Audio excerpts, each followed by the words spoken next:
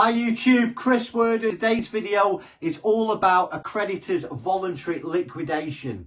So just before I start, if you like the videos that we put out there, hit the subscribe button, send us some comments, questions in the section below. So a liquidation, it's called a creditor's voluntary liquidation, or liquidation for short. And that is the formal closure of a limited company that has become insolvent. So insolvency means you can't pay your debts when they fall due. Your assets outweigh your liabilities outweigh your assets, and you may have had some legal action against you.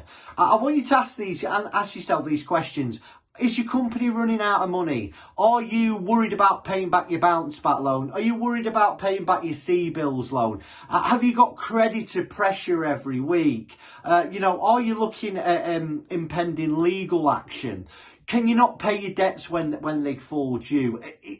Is the company no longer viable? If you've answered yes to any of these questions, you might be looking at closing your company down via a liquidation. Now, when you liquidate a company, it's the legal and formal end of that entity, and any assets in the business are realised and dispersed to creditors. Now, by placing your company, if you're in an insolvent position and you place a company into voluntary liquidation, it shows that you are taking your duties as a director seriously. Because one of the things that's important is, if the business is becoming insolvent with no hope of recovery, you're duty bound as a director to get the best outcome for your creditors, and taking advice is important. Now, if you place a company into liquidation, here's what happens. All your unsecured debts are written off. That includes VAT, PAYE, corporation tax, bounce back loans, C-bills loans up to £250. They're unsecured debts and they go into the liquidation. All legal and enforcement action is stopped. So no more threatening letters, no more bailiffs on the door. Your staff might be due redundancy, and this is a worry for a lot of directors, that they become insolvent, there's no money left, and they can't afford to pay their staff redundancy. If you go into liquidation, your staff can make a claim from the government to get their entitlement to the redundancy pay.